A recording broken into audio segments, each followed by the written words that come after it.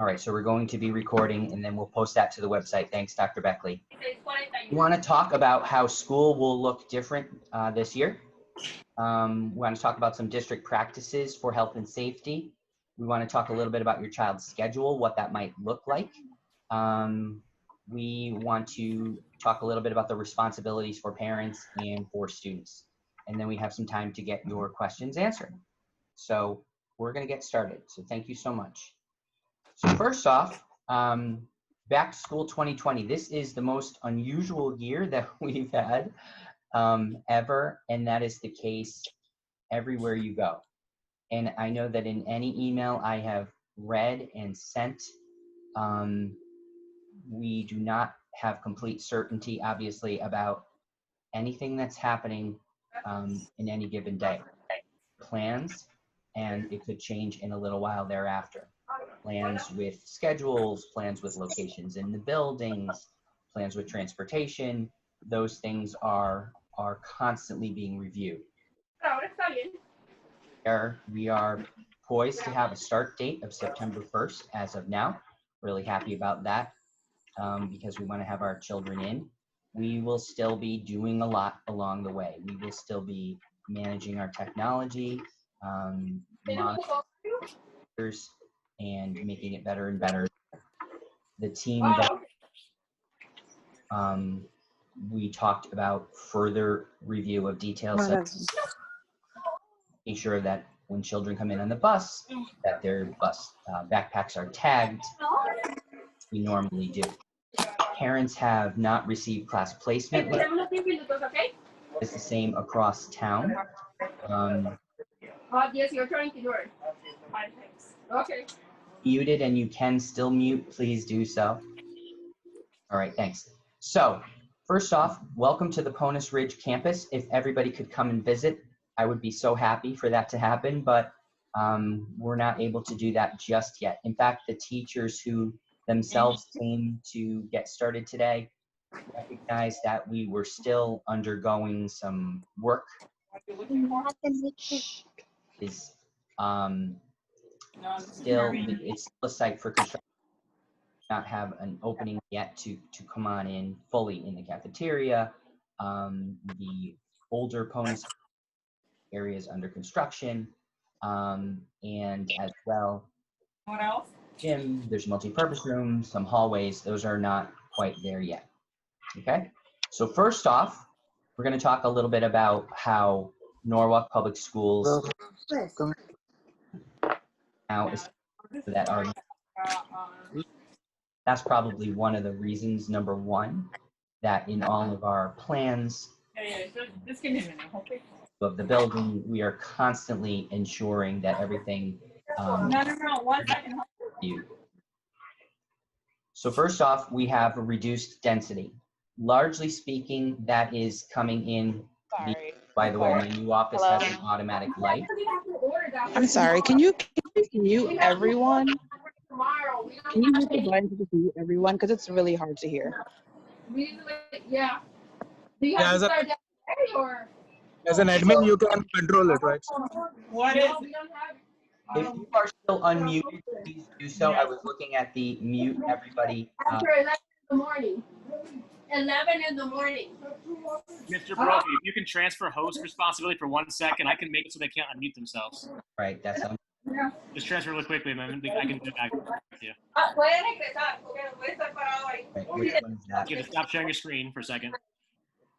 I have a quick question. Why would it say you are reject here? Because it You came gotta make off. me the host. He did duplication. TD and so I gotta go to you. Like, or. All right. I'm going to make you a host. I mean, it should be okay. The last time we filled it out. Oh, because it's something else, that's why. Right. I'm on Jefferson. Okay, let me go ahead now We and. set the TD R0 and then with different drawers. All right, everybody's muted now, Mr. Brophy. You are as well. I'm going to go ahead now and pass the hosting back to you, okay? Actually, you actually have to do it. So on the very bottom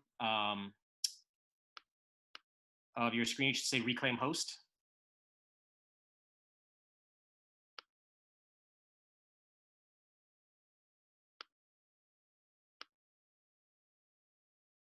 actually, we're co-hosts, I guess. All right, so I asked you to unmute yourself, and you should have the same things you had before. Is that okay? Except So for the host piece. okay, no, you are a host now. You're a co-host. Can you, on the bottom of your screen, do you have the ability to share your screen? Yep, I'm going to You're share my good. screen. Go ahead. Okay, back in action. Thank you so much. So, I hope you can hear me now. For middle school and high school, those the reduction of the amount of students in the building is done by the schedule. For the elementary students who are all here, they are all invited to be here 100% of the time. The way we're doing that in the classroom is we're spacing out, we're distancing the seating. So right now, and again, this is a particular challenge at the Ponus Ridge School, we are looking at the number of students who have elected to come face-to-face and the number of students who are here who will be working with us remotely. We have planned the learning environments so that when anybody wants to return and come to actual face-to-face learning, that they will be able to fit into a classroom and yet still have that space, always space.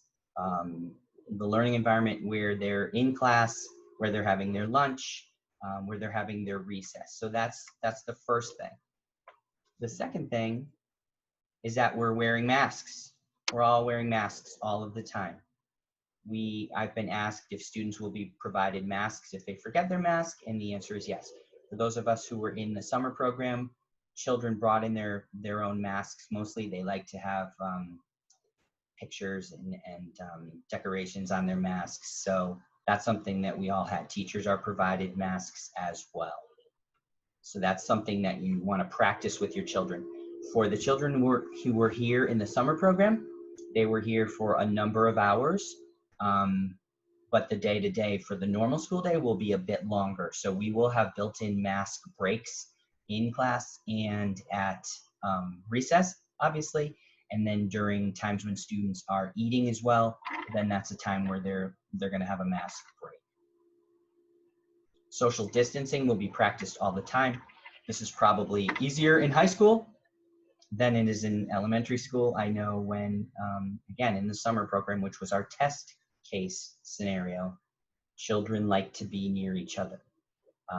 So we will continue to practice that social distancing piece. It's something that parents can always remind their children of as well. They see it everywhere they go. They're going to be so happy to see each other in school, so that's something that we're going to continue to monitor. All of our meals, breakfasts, lunch, they're prepackaged, they're sealed, nothing is open, we're not serving anything open, and we will be having our meals in the classroom.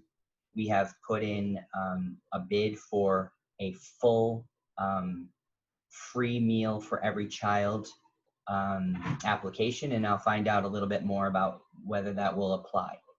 But if children choose to bring in their lunches from home or whether they purchase school meals, they will dine in the classroom and they will have safety precautions in place. We will have a safety operations plan that all the schools are working on right now, and that will discuss when kids are to use hand sanitizer, how they wash their hands thereafter, who's in the classrooms. You know, there's been some discussions based on schedules as to teachers being in the class during lunch or lunch aides being in the classroom during lunch. Our plan will include both, actually, based on the schedule. It will probably have opportunities for some coverage from both, but teachers will have their lunch and students will have their lunch. And finally, we're looking not to congregate. So if there are spaces and classes where students are to gather, we're going to make sure that they're spaced out. In fact, I talked with our PE teacher today. Ponus might have a good courtyard, actually, that might be in use for a PE class. Okay, so also to make sure that we're safe, we want to talk about our responses. Okay, and so the first up is that we do have isolation rooms. We have 2 nurses at Ponus. We have a Jefferson nurse and a Ponus nurse. We have nurse assistants that we're looking to have as well. and we have spaces that are designated for if a student is identified to have coronavirus, they will have an isolation room and parents will be contacted. I'm going to get a little into that detail. We also have, because we know what are the cohorts, we know who's in a class, we know who sits near children with seating plans, we know about bus assignments, we know where children will be seated on the bus. We know who comes in and out of every room, and we can help to figure out where something might have originated and who needs to know. And also, we can quarantine. We can send students home if need be, if they have a certain amount of time that they do need to be at home. We know of cases where people are returning from locations where students or teachers may need to be quarantined. And then we also know about some changes where based on situations in their own home where people have gotten sick, those are some instances where we will need to inform parents that they're going to need to stay home for some time. Okay. If a student feels sick. So students normally may feel sick. They may normally have a bloody nose. They may normally have a headache or a stomach ache, that sort of thing. They will be brought to the nurse and the nurse will conduct an assessment. So we need to know what particular, what we're looking at.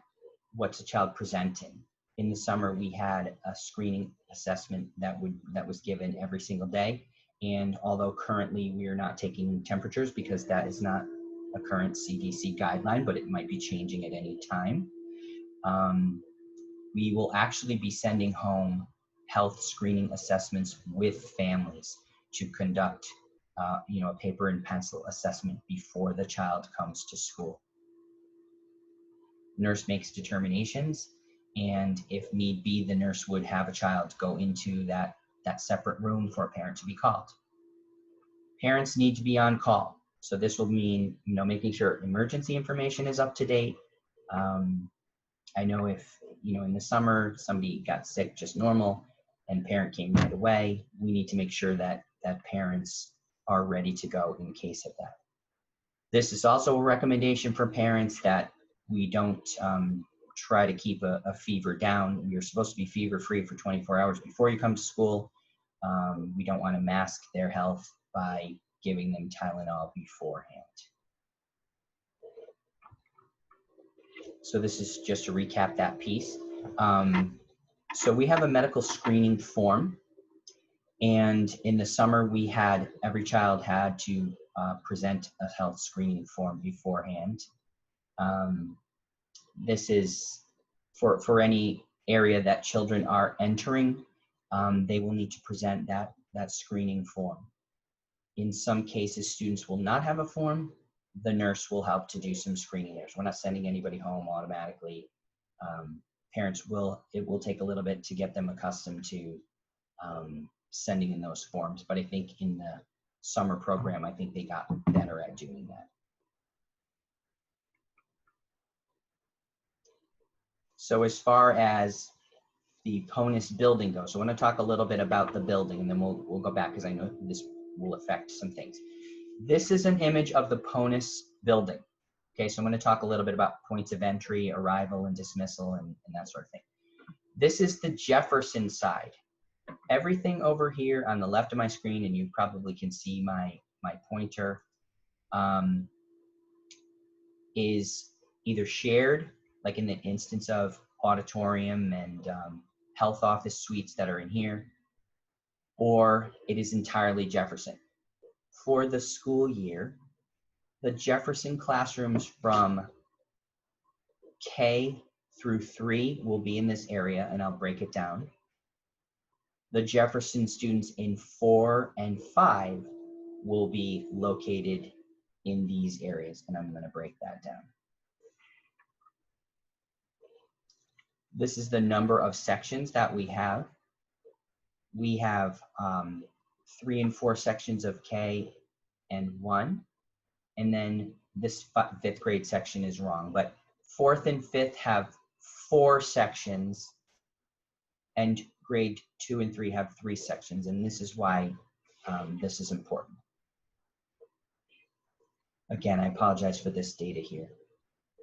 The kindergarten, which is located in these 3 classrooms over here, in this area here, will have smaller class sizes, and the rooms are large enough that students will all be able to be in one classroom. The same goes for first grade, mostly in this area, and I believe this classroom in here. The percentage of students who have elected to be remote, the parents have chosen about 70, maybe to 75 have chosen to be face-to-face. So if you have 25-30% remote, we can safely and actively keep the K, the 1, the 4, and the 5 all fully in their own classroom. And we are able to ensure that when other students return, and they do have the prerogative to return to school, they can also be acclimated into their child's classroom. We want them to be part of the classroom, whether or not they're face-to-face or remote.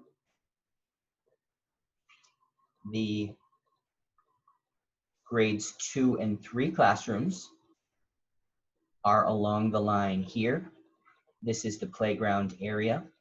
And so these classes, because they will have enough children to spill over into 2 rooms, and I'll give you these 2 rooms, I believe they might be 16 and 18 at the same time.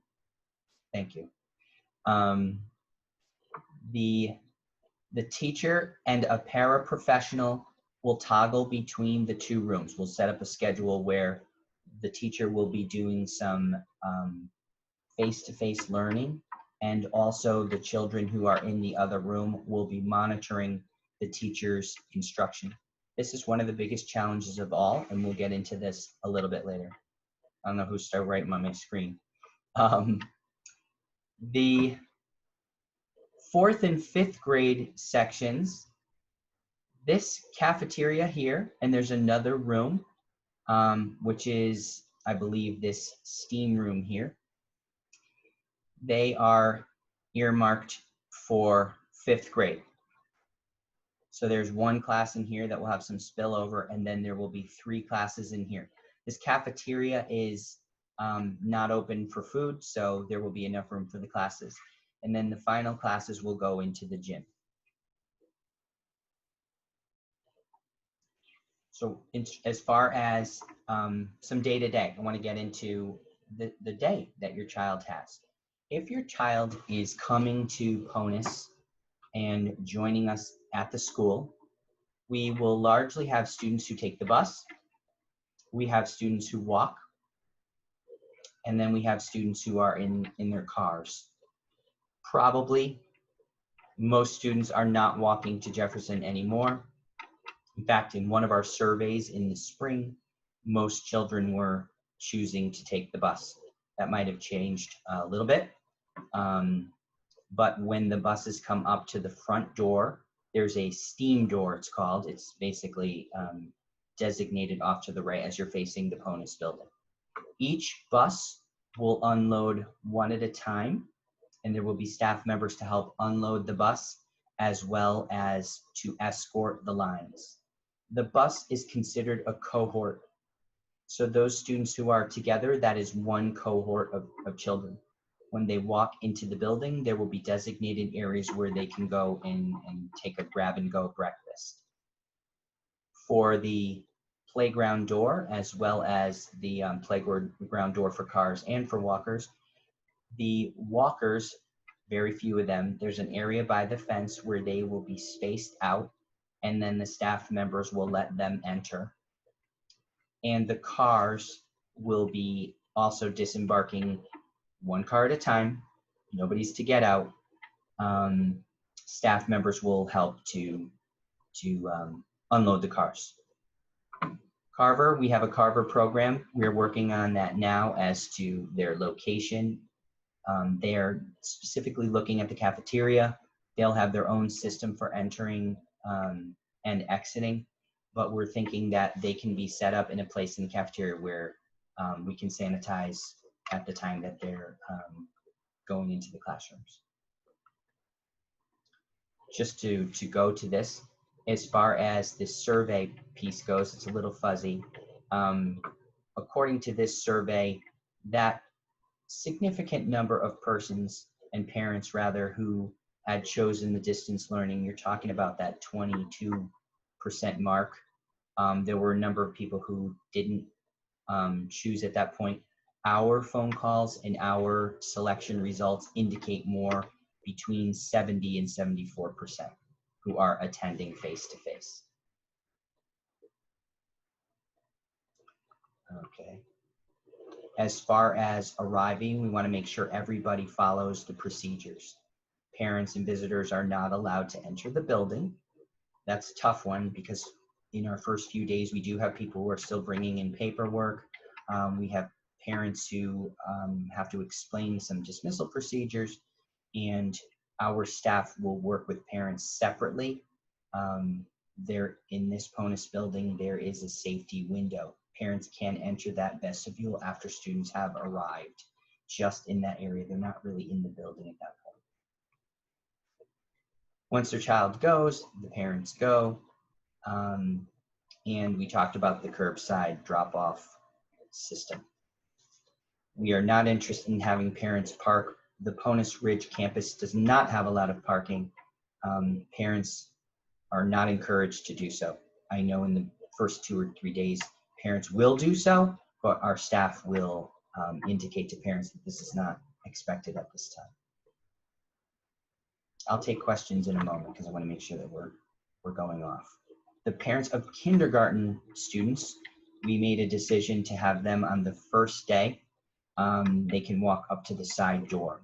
So this is something that is under review. We have not a lot of kindergarten parents who are entering the building at this point, so we will let those parents know how to do that. The dismissal has been moved earlier. Now, our dismissal from our arrival at PONUS rather was 7:45, and it would have been then 15 minutes earlier to dismiss. So that would have been 2:50. Okay, and I know there's a lot of back and forth as to what that really means. Now I'm going to use when all the kids are out of the building, done, that would be 2:50. Well, from what I hear today, the dismissal is 15 minutes earlier than that, and this will allow teachers to have some professional development day. So our process for dismissal, and I know I sent an email about scheduling on this one, will begin pretty early, especially when we're preparing to do staggered dismissals. This will affect our times for when we are preparing kids to be walked and for buses and to go to the after-school program. Same thing. This has to do with, we currently have 8 buses. That is also under review. Those bus students will exit through the steam door, and there will be people to escort students to their buses where they will have specific seats. Walkers will actually exit the main entrance, and they are spaced as well. This is the entry slide. Sorry about that. And then the playground door as well. That has to do with the exit process. Those students will be waiting by the playground door to exit. Our staff leadership team talked a bit about making sure that that's detailed more specifically. We're at about the halfway mark, but I want to make sure I move on. Day-to-day overview. So largely speaking, everybody's in the school, everybody's wearing a mask, and mask breaks are scheduled. Students are going to be transitioning to and from in the hallways and making sure that they are on either side of the hallways. The hallways are wide enough that we can we can space them out, and also with social distancing. This will be particularly important when it comes to going to and from the bathroom, for example, and then also when going to their lines to take their breakfast and to get their lunch. Students will always be in their cohorts. There are different cohorts. The classroom is the #1 cohort. The bus is a cohort. And also, because special area teachers and other specialists will travel, for example, special education classes will have a population that can be served by a special education teacher. Those teachers will also be very specifically cohorted to those classes. As we said, limited transitions in the building. Same thing goes for foot patterns.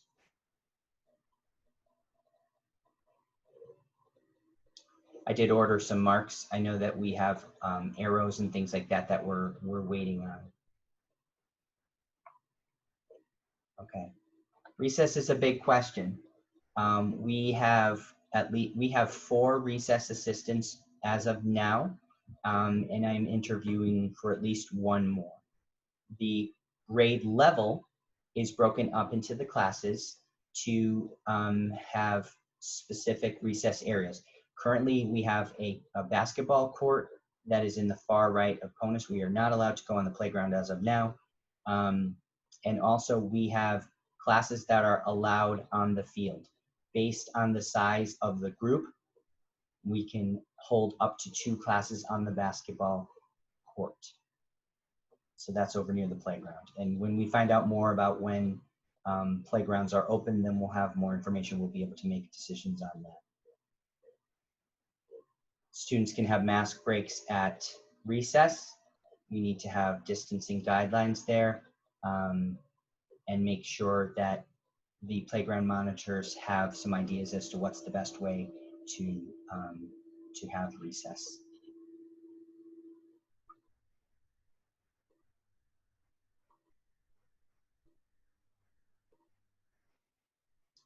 Okay. All right, let me share that too. I'm going to go to lunch and then I'm going to take a quick question break. Okay, so breakfast, lunch, and belongings. Some parents have asked me about classroom supplies. We will have a plastic supply box for every single child. Everything we want to order is sometimes in back order, but we did have an opportunity to purchase a number of supply boxes earlier. They will have scissors, they'll have markers, crayons, pencils, that will be able to be taken to and from home. As far as lunches go, we do know children are allowed to bring lunches from home, and sometimes snacks they can bring from home as well. We said that those would be available there are 3 cart locations. Right now, however, I'm looking to negotiate with the food service to try what we did with kindergarten and 1st grade last year. We had all of the lunches prepared, breakfast prepared and in plastic coolers. So they were brought into the classroom, the teacher could check them out as well. Also, right now we are looking at some lunch bands. There would be bracelets that would have student information on it so that we could select the lunch and it could be identified for their account. It needs to be counted for the state. There are 3 locations. I have them on a map, and they're designated based on the area of the building where the grade levels are. K and 1, 2 and 3, 4 and 5. And also, we have all these really nice brand new desks, brand new chairs. Everything at CONUS is really, really new. We were close to bringing some desks over for Jefferson, but we've worked it out so that we will be able to use our own tables and our own desks from here, and we won't have to take any of the desks and furniture from Jefferson. There are classes that have small tables. Kindergarten particularly first grade and kindergarten, have small tables, and they will have plexiglass installed on those tables so that there's distance for children in that regard. And then the desks for for grades 2 through 5 will be spread out based on their area. I did see some of the desks. I think they all have a small sort of cubby underneath them, and many of the chairs have a space where books and supplies and jackets and things like that can be put on them or under them as well. Classroom teachers are finalizing school supply lists because there are some things particular to the grade. We haven't been able to finish the assignments yet. Again, that's something that all the schools are working on. The class placement letter is scheduled to go out on Monday, the 24th. As of now, class lists, I think we're able to post them, supply lists to the website a little bit earlier. So I know maybe Dr. Beckley can give me a reminder, we can get that posted. So we have a couple things that we want to talk about. I'm going to put these both up. As far as what's going to happen during the day. Actually, let me go to this slide first. Okay, so this is a slide that some people may have seen in the town hall meeting that the superintendent offered. The times are not exact, and I'm not going to go through this in the same level of detail. But this talks about a student, a fictitious student named Malik, who is an elementary student here in Norwalk, and this child has a very specific day. First of all, he goes on the bus in a specific seat and will arrive the school and enter into a line where he'll have his breakfast. Once he arrives, teachers will put some work up, or he might be working on, I know that I saw this in the summer, he might be reading virtually, or also maybe doing an assignment on a certain program, and then his classes begin. Now, in this particular case, it's not designated when he would have his art or music or his special class, but he would have morning class sessions throughout the day. This is really the same as the virtual student. So we have lots of PD ahead as to screencasting and broadcasting lessons so that students who are at home, students who are in a separate room would be able to see what the teacher is doing, especially if the teacher is managing a lesson with virtual clocks, virtual Unifix cubes, having students share their own thoughts on how a certain problem is solved, that kind of thing. There are lots of programs that we're working on. I know that in the spring we used some programs, and we have more. I know I've talked with Dr. Beckley about the platforms that we're going to be using for the virtual instruction. In this particular case, he's got a time period where hold on, I'm in this office with this nice eco-friendly light. Hold on.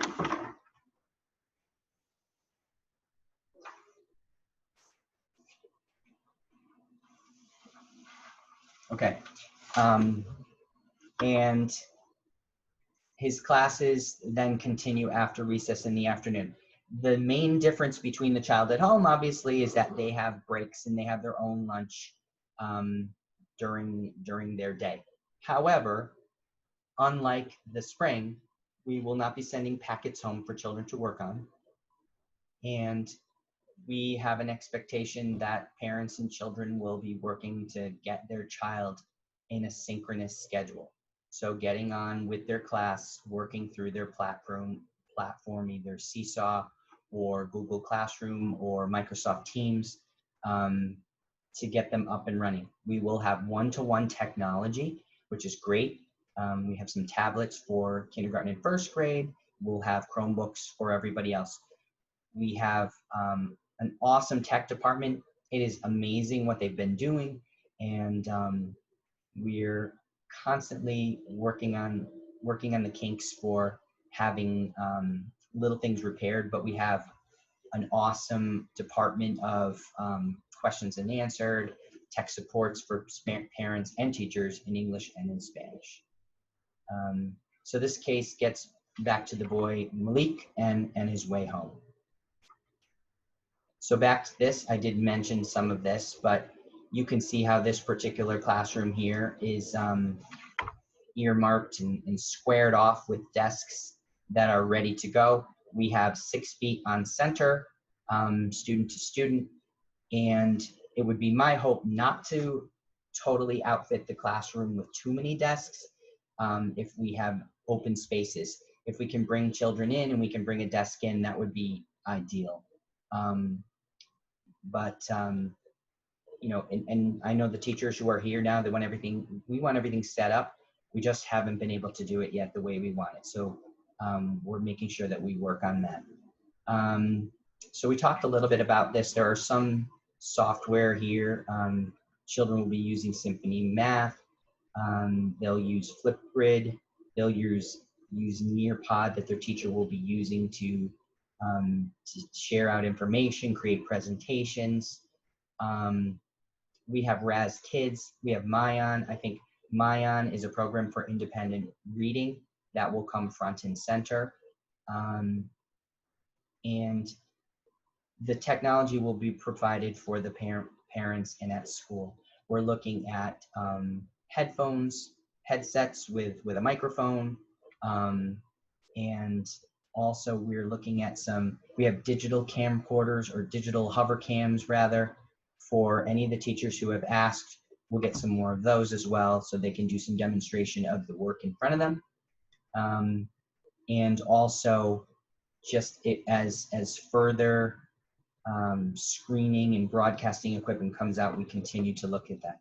We did earmark some funds in our site-based budget so that if instructional equipment or non-instructional equipment came up and we needed to support that, we can do that.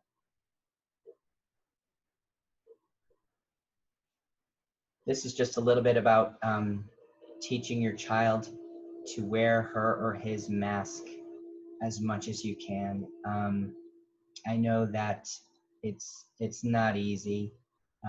We'll set up the mask breaks. It's not easy for any of us, but what we do know from the children in the summer is that they did the best they could, and they got better at it. So it's whatever we can do to acclimate our students, that would be great. Just a little bit, I want to make sure that I remember this. As far as the time of day goes, we will still start at that 7:45 p.m. We do have parents here who are Ponus Ridge parents. The Ponus kids will start at 8. When cars, particularly cars, parents drop off their students, they can bring them, the Jefferson kids to the drop-off zone, and then they can proceed. There's another area where Ponus kids are dropped off, and they can bring them there. That earlier dismissal time is the earlier dismissal time, which is the 2:35 p.m. dismissal time. If you have a kindergartner, we have a staggered entry. Not all the kindergartners start on the first day, September 1st. Some of them will start on September 2nd. We still have a number of students in general who are not fully registered, but those kindergarten class sizes are going to be very nice. I am also working on providing some supports. The kindergarten grades and the first grade classes have still been something that we wanted to provide some additional supports to. And even if the classes are a little bit on the smaller side, we're looking to really help them out because this is the first time. I'm going to anticipate that the schedules for the first week, let's say even, they're going to be a little more loose. We're going to give some teacher prerogative because particularly when we're arriving, we're taking information, we want to know how are you going to get home. We want to make sure that we have emergency information. We will have an emphasis on social and emotional practices early on because we want children to feel like they're part of that class, and the kids especially at home too. We want to make sure that they feel like they're part of that class. this is a challenge, but it's really important. And there are games as well as videos and conversations that we are able to access. For example, we have access to a Rethink platform, which has social and emotional lessons and games, conversation starters, and that sort of thing. If you don't have your physical set, you really can't come to remote or face-to-face learning if that's not settled. So I don't know if there's a lot of people in the audience who have that, but we really do hope you can take care of that. Okay, so that is all of it in a nutshell. So what I'm gonna do is, I know Dr. Beckley, let me see here what I need to do. So you would probably want to stop sharing your screen. Okay, I'll do that. And now you should have access to everyone's pictures. So in order just to keep it so people don't unmute and just chime in, it might get too complicated. I can read to you some of the questions and let you answer them. Yeah, we can look to that. So by the way, I'm going to say this. There may be some themes in the questions, which is great because I know a lot of things might have come up before you saw the slides. The slides will be available, and if there are questions that I can't answer right now, I will aim to get the answer to those questions.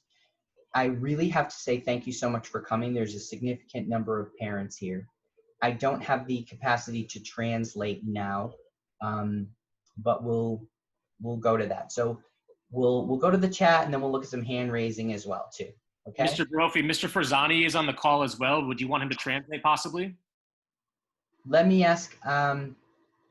Yeah, I think so. I'm just trying to see how many parents. I have so many parents, I don't have their visual. Yeah, you have to slide over the screen. A lot of them have the screen blocked out. It's okay. I mean, in reality, if they have a question, they can type it to me in the box, and I can let Mr. Farzani take over and answer it if they need to. They could put, se habla español or something in the box if they need that. Chat, and then we can go from there. That's a great idea. I'll start with the ones in English for now. So yeah. One of the questions was around whether or not they wanted to know the ratio in the classrooms. And I kind of explained that the ratio depends on the square footage of the room, but maybe you want to talk about that again? Yep. So we can talk about that. So in the PONUS classrooms, the average, okay, so each class, based on the class placements, have between, just normally with everybody, there are approximately, let's say, 17, 18 children to about, let's say, 22 or 23, okay? The average classroom in the PONUS school, in this new school, can hold, I want to say, up to sometimes 17 kids in the room.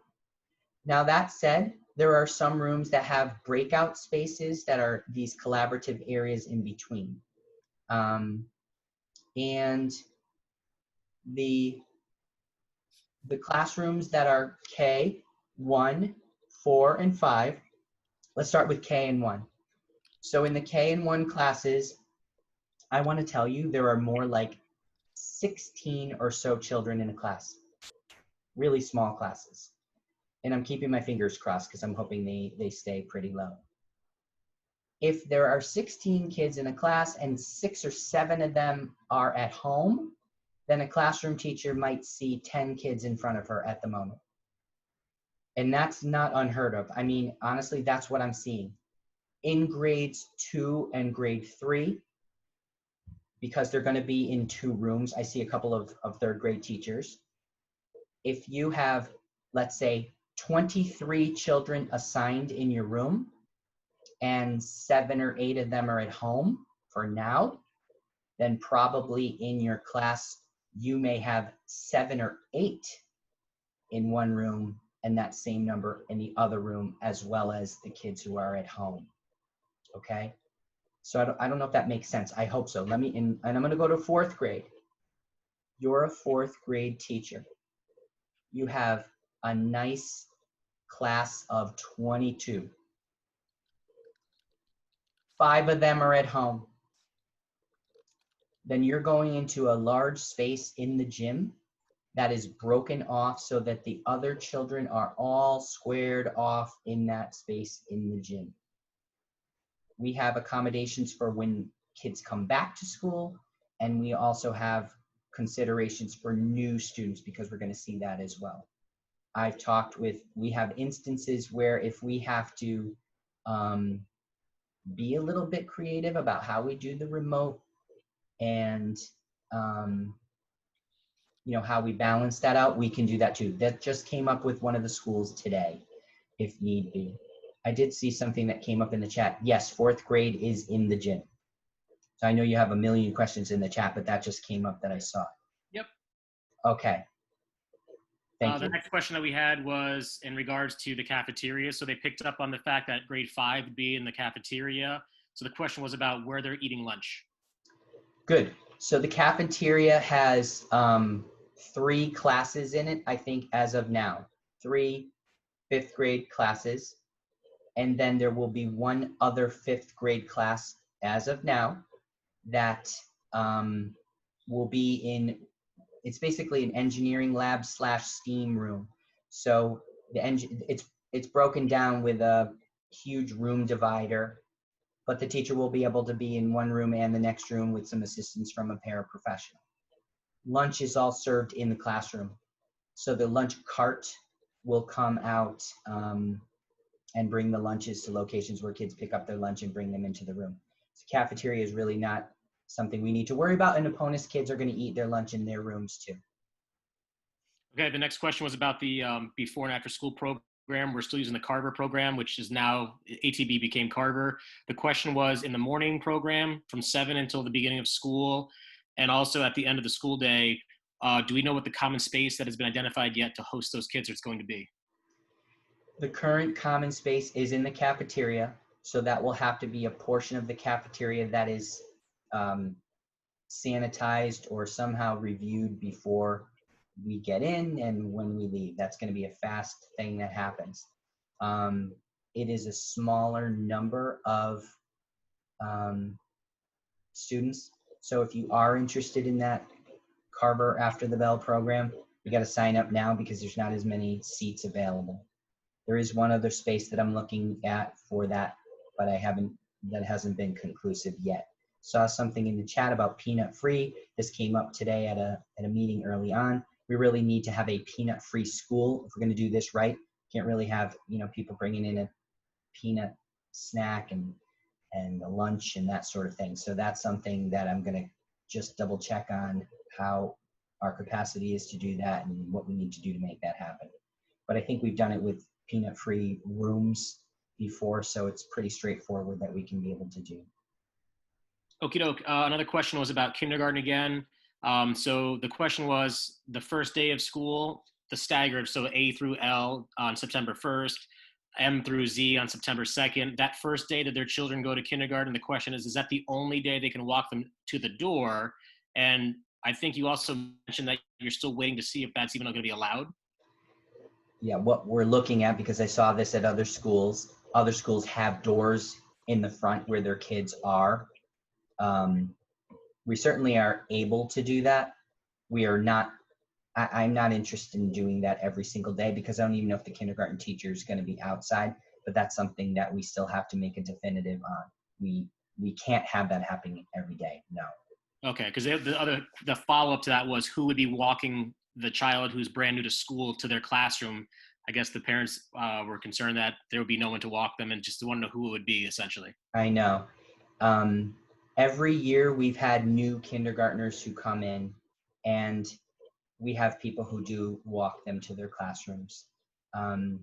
We talked today about tagging them so that they could get, so we know which room they're going in and that sort of thing. We always have lists. We don't have a lot of kindergartners, so it'll be good. We'll know who's coming in face to face. And the teacher, sometimes we have English language teachers, we have special education team teachers, and we have other special area teachers that will be basically designated to working on buses, working on any dismissal and arrival procedures. And we've had that all along, but we want to make sure that any of those kids will have to know where they're going and are helped. None of the kids who come into this building will know where room 9 is, will know where room 18 is. They will not yet know that. So this is something that it's going to be a full team, some signage to help with that. And we will make it happen, and inside of a day or two, they'll know exactly where to go. Especially because kindergarten and first grade rooms are literally right by the office. Even if you come into either door, you're going right down the right wing. So that'll be good. Okay, next question was about masks. Are they supplied by a Jefferson school or North Public Schools, or is the family required to provide their own mask? We found in the summer that we had both. We provided masks, and vastly kids brought their own thing. People largely at home, they all had their own masks. But yes, I think I would say the Norwalk Public Schools will have masks on hand for students who need masks. This question came up as well. If somebody sneezes, or somebody, if their mask becomes, they need something else, then we can provide masks for them. Okay, the next question had to do with what if I choose to take my child out of in-person to go virtual, or what if I'm in virtual and I want to come back to Jefferson? And I kind of try to answer it for him a little bit, saying it's probably easier to leave Jefferson than it is to come back, and the notice is different. But do you want to go ahead and take that question? Yep. So obviously you're right. If you are going to leave Jefferson because you feel that it's safer to be home, or if somebody at home is older and you don't want them to get sick, or some circumstances change that you want to make a change, it is definitely easier to do so. Everything requires a lot of communication. We want to know what's going on. We want to know that why are you going home? So that would be a huge piece. Our office does call home when a child reports absent. Teachers take attendance every morning. Our office begins those calls to see, what's going on? How come she's not here? That kind of thing. Coming back, legally, parents have a right to come back when they want to. So that's fine. What we hope is that we're looking for some good advance notice, because it does take time to make bus routes. We want to make sure everything is safe and sound, and we want to give adequate preparation time. They're looking for approximately a 2-week time. What I would say to parents, and I'm sure any school would say this, is we don't want to be capricious. We can't have, today I'm here and now I'm home, tomorrow I'm not going to be here. Like, you're going to want to make a commitment. And if there's anything that's more specific about that commitment or any paperwork, we will let you know. As of today, you parents have that prerogative to do that.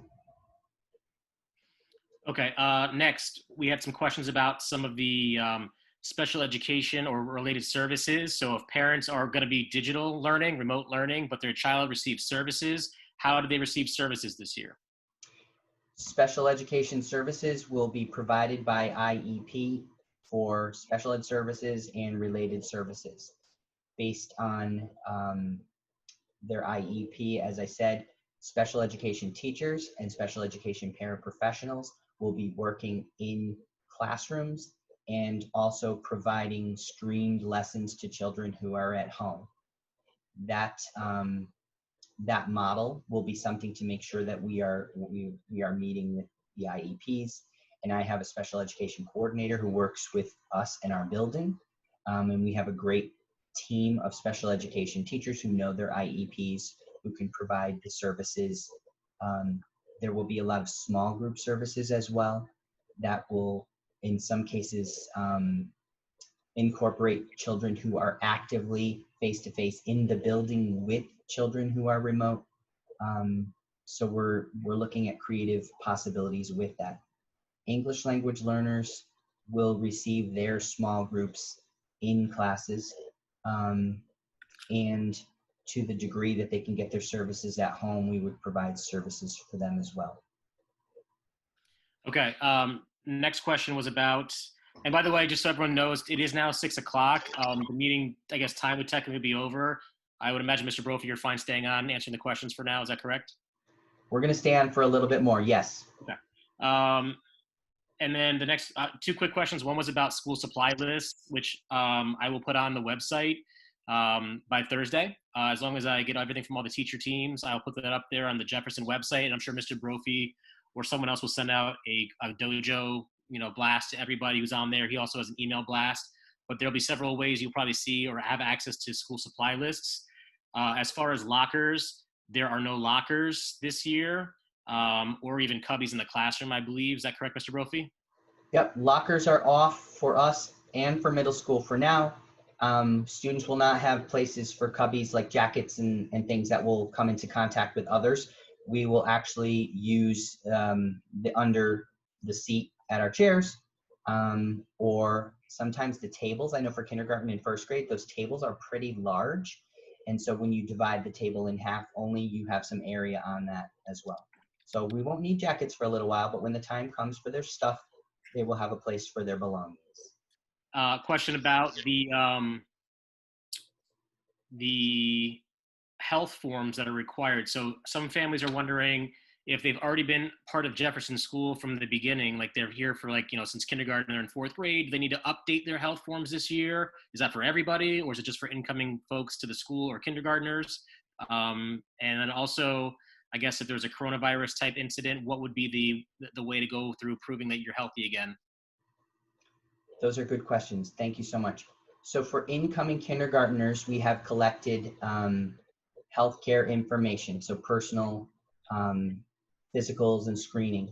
For new students to Jefferson, same thing. We'll be collecting that health information. We are not going to be collecting new physicals from every single child. This screening will be something that all the children are bringing in every morning, every day. And what was the second part of the question? Oh, was it about informing the school? Yeah, so like, for example, let's say your child comes down with coronavirus and they're ready to return to in-person learning. What is the procedure for that? So if you know of it, we will need to make the nurse aware of it, and then she'll be able to go through the protocols as to when it's safe to return. There's going to be a big push on behalf of parents as well as the schools to work in a partnership where parents are communicating what's going on. I know that, thank you for coming. I know that, again, with the office making that phone call home day to day, if there's somebody out, we'll have a sense of what are some of the reasons why you're not coming in, and we can refer that to the nurse. And B, we would communicate, the nurse would communicate right away if there was a reason why in school a child had some contact or something like that, and we needed to inform those families. But I've made a note about that too, about particular approaches to informing the school. 2 questions to go. The first question left would be the learning platforms for students in different grade levels. Do parents have choice? Is it the school's directive? Does it depend on the grade level? So I know you kind of mentioned it a little bit. Go ahead.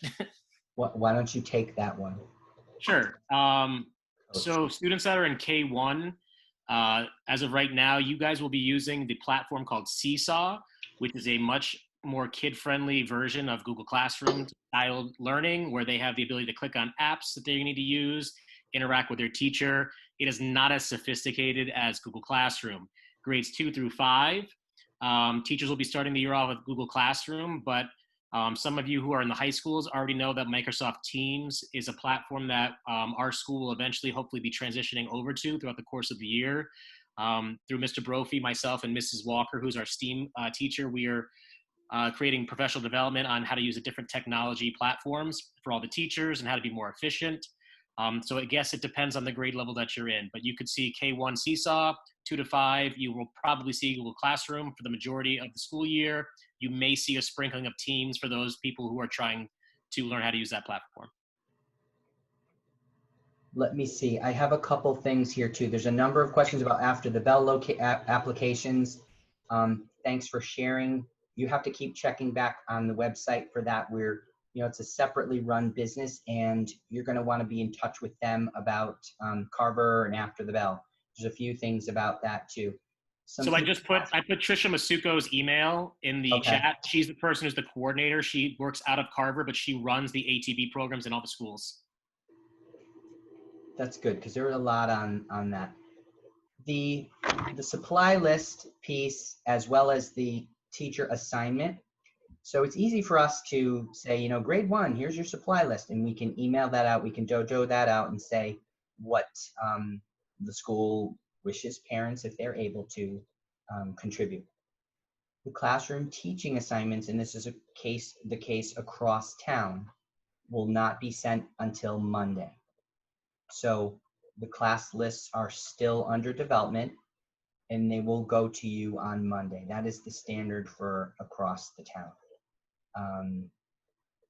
And because it has to do with decisions about people who are making the face-to-face versus remote learning, looking at the balance of children in every class. But that's the number one driver behind the delay in class placements. It literally changed every single thing about what we did. There were a lot of questions on that. Anything else about Chromebooks or devices if students or in any of the grade levels have not received their Chromebook yet, or their laptop or whatever we're going to be using for the different grade levels? How do they get that device? So I know that K and 1 in particular, we have a big deployment that is going out early on. I also have a significant number of Chromebooks in the building. I think, I will be honest with you, the marrying up of information as to who still has their Chromebook versus who doesn't is going to be something that takes a day or two. I think parents who are home and don't have one, they're going to say, I don't have a Chromebook. I think that they're going to say that. That's going to happen very quickly. The students who are in class, it will be easy for us to deploy Chromebooks, and we will have Chromebook carts as well. If we need to assign certain Chromebooks to certain children, give them a good wipe off and keep them there overnight. So when you find out, when we have the K and 1 tags for the Chromebooks, we'll be putting them into a backpack that goes with your child. So and we'll actually have a whole deployment process. We did it in the spring. We did it twice, plus in summer school, where we had to give out Chromebooks. But I do think the number one for the tablets and Chromebooks, the number one thing is going to be people are going to want them. By the way, I see something about the bus. That's a couple of things. Bus schedule. I talked to Joanna Zamvetter. She's in charge of transportation. She will be getting those bus schedules. They're not out quite yet, just like everything else. I'm hoping, by the end of the week, maybe, that could be posted. In fact, if we're able to send it in our back to school packet to parents, we'll do that. I think we're going to have to rely on having people look at a lot of information online. The other thing is, because they're going to set up some seating, this is a lot. It's just like the class placements. I think it's a matter of looking at how the seating is done. There is a larger capacity than was the case in the summer. And so we'll be able to fit more kids on the bus. There's something about all person learning for kindergarten, last name, yes. So this is to clarify. Hold on, I'm in that nice environment here. Hold on. And then I have one final question once you're all set. Okay, this is a detail for parents. If you are a kindergarten parent, and this has been the case every year, your child, I can't remember if you said M through Z, yes. Your child only comes on the second day. You do not come on the first day. So that's the case for M through Z kindergartners. Okay. You said you have another question. I just want to make sure I don't miss anything. Yep, the question was, will one teacher be teaching in person and also the kids that are remote? This is the $1 million challenge. This is the thing that's happening anywhere there are hybrid classes and in this town. The classroom teacher who is your homeroom teacher, like you have a second grader and Mrs. Smith is your teacher. Mrs. Smith will be working with the children who are face-to-face, the children who are home, and the children who are in a room next door. The children who are in the room next door are really like the children who are at home because they're quote unquote remote, except they'll have somebody who's helping with them and they may have a little bit more of an enhanced experience. Obviously, they're in the school. But that is probably the biggest piece of professional ongoing development that is going to happen at the outset of the school. Because we know that there are a number of particular details involved in getting kids up and running, having somebody being able to effectively manage the room next door, if you will, seeing who's actually here and how to work with that to our advantage. So in some cases, and I'll use Mrs. Mitchell, she's here. If Mrs. Mitchell has 9 kids in one side and she has 9 kids in the other side, she'll be able to work with both, obviously. She'll be able to, because those kids are in the same cohort, she can mix them up a little bit more because they're in the same cohort. But she can do a model where she can use the paraprofessional to her advantage to manage certain groups while she manages certain groups. And as creative as she can manage a group of 2 kids who are with her and 3 kids who are at home. Because basically they're going to be doing live streaming and Skyping at the same time. That is the $1 million challenge. A question about if we have no internet at home, a parent maybe wants to have the child virtually learning, but they do not have internet access. And this parent had the same question also about this, if they take the smaller bus to school for special education students, is there a different procedure for them as well? So that was the same parent, 2 questions. Perfect questions. So first of all, I know this has come up, the hotspot question.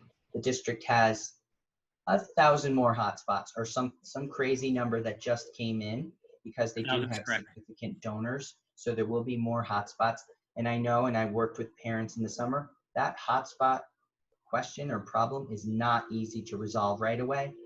Please, any parents who are here, I want you to know that the tech support requests, they're honored, but they may take a little bit more time than we want. And I apologize. I know that one child today, the parent emailed me probably 4 times, and I emailed the tech department 3 other times on top of that for a password, and that's an honest need, but the tech department just wasn't that fast enough. As far as the special education transportation, if the transportation is on their IEP to have particular transportation, that will be honored, yes. Seating on the transportation on that would also be arranged. In fact, it may need to be more particularly arranged, obviously, for how children get on the bus and that kind of thing. But yes, the transportation would, and I'm actually making a note, would continue. For other parents who may have questions after this, is there a way, because I mean, the questions just keep, they're dribbling in over and over. And I think that, we're going to have a million questions probably. Can they email you in a way, or is there a format for them to give you questions still? Yes. So, and again, I see a lot of the, some similar questions. I want to make sure that we get anything we need. Yes. So let me just put my name in the chat. And I want to ask if people don't mind, well, I know there's not a lot of faces anymore, but if you're able to show your face, could you raise your hand again if you're able to show your face, and give us again a sense of how many people are coming to school face to face? I mean, it's really hard because they don't have a lot of hand raising going on, but you can even put that little hand, raise your hand. Okay. I do know for the people who have worked on this, we really want your children who are at home or face-to-face to have a great experience. And we know that if you are staying home, if you do make a change and you want to come in, we want to have your child in. And please know, we're doing whatever we can to learn the best possible way. There is no more dedicated set of teachers than we have to make sure your child feels included and welcomed and engaged. So If there's anything else, please email me.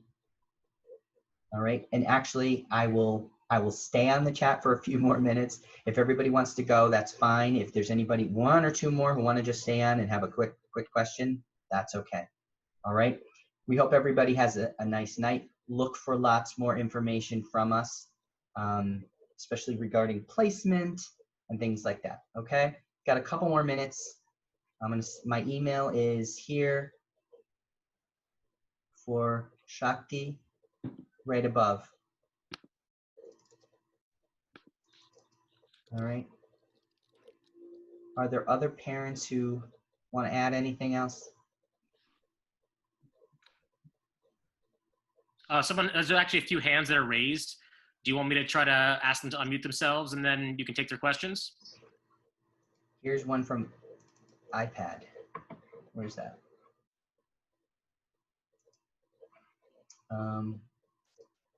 Okay. I see about six folks with their hands up. I can ask them to unmute themselves. Are you there, Miss Ocasio? Can you unmute? I can hear you now. I'm good, actually. Oh, you're good. You're all set. And, Yeah, thank you. Gabriel Gonzalez.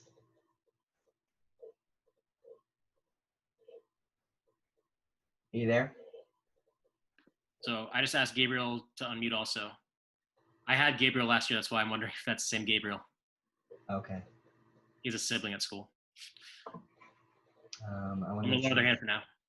Ms. Trust, do you still have a question?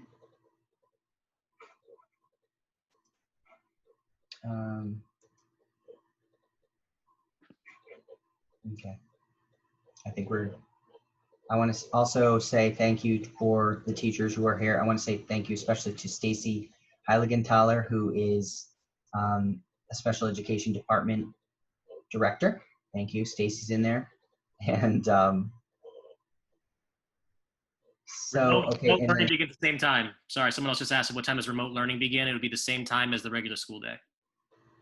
Yeah, so the remote learning will be a matter of observing kids coming in.